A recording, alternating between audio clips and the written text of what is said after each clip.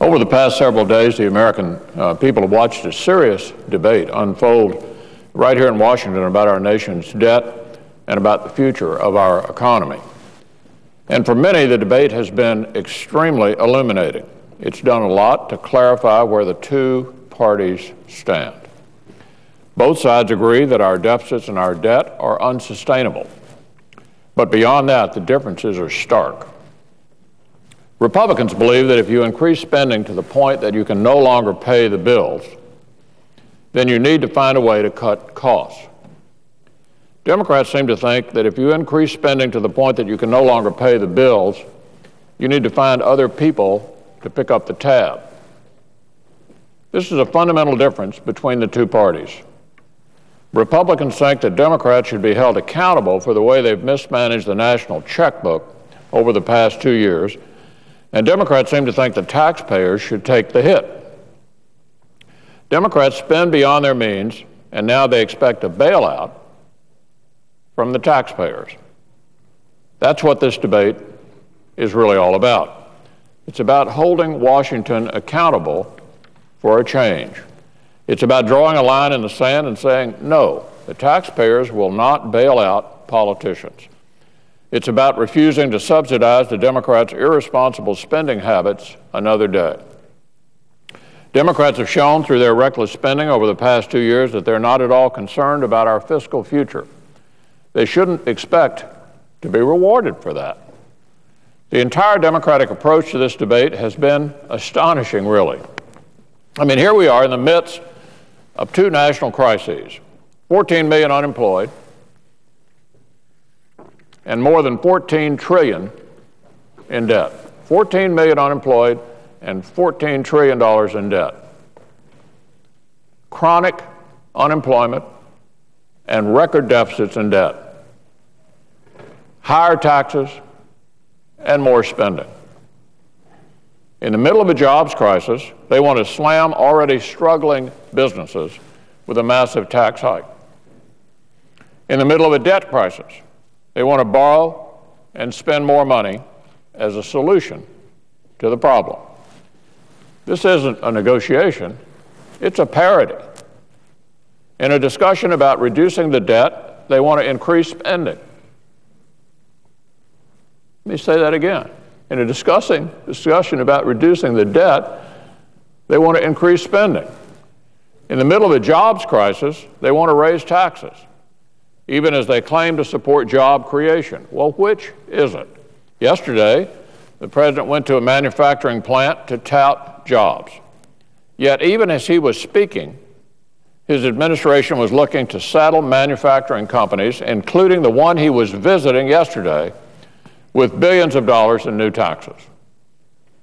According to a letter from a group of trade associations, including the National Association of Manufacturers, this particular tax would be devastating to manufacturers. The president himself said as recently as just 6 months ago, the president said that keeping taxes where they are enables businesses to hire more workers. 6 months ago, the president said that.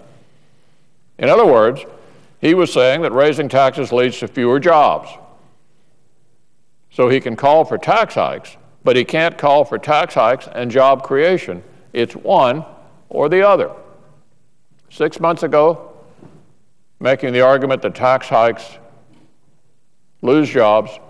Today, out-touting jobs on the one hand and pushing for higher taxes on the other. Can't have it both ways. The Democrats' spending spree has brought us to the brink of an economic calamity. And now they're telling taxpayers they won't do anything to prevent it unless the taxpayers hand over more money in the form of tax hikes. And they have the nerve to call their critics immoral. Well, I want you to know that you can call spending trillions more than you have and then expecting others to pick up the tab. That's what this is all about. Spending trillions more than you have and expecting somebody else to pick up the tab. Who opposes tax hikes? Does anybody seriously propose tax hikes as a solution to a jobs crisis? Who proposes more spending as a solution to a debt crisis? And who really thinks that if we raise the debt limit now without enacting serious spending cuts and meaningful reforms first, it will lead to greater fiscal discipline later? There's an important principle at stake in this debate. It's not about rich versus poor. It's not about an election. It's about whether Washington will ever be held accountable for its mistakes. That's why Republicans refuse to let the taxpayers take the hit when it comes to reducing the debt. And that's why all 47 Republicans in the Senate support a balanced budget amendment to the U.S. Constitution. The debate we've been having here over the past few days shows more than ever why we need a balanced budget amendment in Congress. A balanced budget amendment would require that lawmakers stop spending money we don't have. And when we come back after July 4th, we'll fight for an opportunity to vote on it. Broke or balanced, that's the choice. The American people should know where their senators stand on this issue of accountability. Senators can talk all day long about the importance of balancing the books and living within our means, but a vote in favor of the balanced budget amendment will show that we actually mean it. A vote against it will show that we don't. Look, no one denies that both parties are guilty of spending beyond our means. But this White House, has taken wasteful spending to new heights. And its allies in Congress are all too quick to defend it. The last time the Senate voted on a balanced budget amendment, the government's annual deficit was about $100 billion. The national debt was about $5.5 trillion. And it failed by a single vote. A single vote. Today, the annual deficit is $1.6 trillion, and the national debt is $14.5 trillion. The president and his party need to be held accountable. The fiscal mess they've helped create calls for rehab. That's what the balanced budget amendment would provide, a spending straitjacket. No more blank checks. If Democrats won't pass a budget of their own, it's time Americans impose a budget on them. Americans aren't about to let Democrats use another crisis as an excuse to expand the size of government. If ever there was a time for Washington to pass through a crisis and come out smaller on the other side, it is right now. Republicans are totally united in this effort. All we need is 20 Democrats to join us. Washington should be forced to make the kind of difficult choices the rest of the country has to make. Lawmakers should have to make the case for a spending increase before they approve it.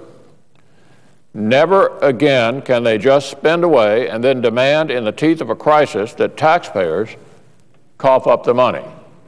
As I said earlier, a taxpayer bailout. It's time to put the American people back at the helm of our ship of state. And if that's what this vote achieves, then this debate we're having this summer will have been worth it. If Washington is forced to finally reform its ways, then one day we'll look back and say that the American people won this debate. And we'll say that the balanced budget amendment was just the thing we needed to get the House in order. Broke or balanced? That's the choice before us. So I look forward to this vote. The American people clearly want it. Let's hold Washington accountable, and let's begin to restore power to the people who sent us here not to do our own will, but to carry out theirs. That's the principle at stake here. It's about the kind of government we want to have: a government of the people or a government above the people. That's the choice. Much depends on the outcome. Madam President, I yield the floor.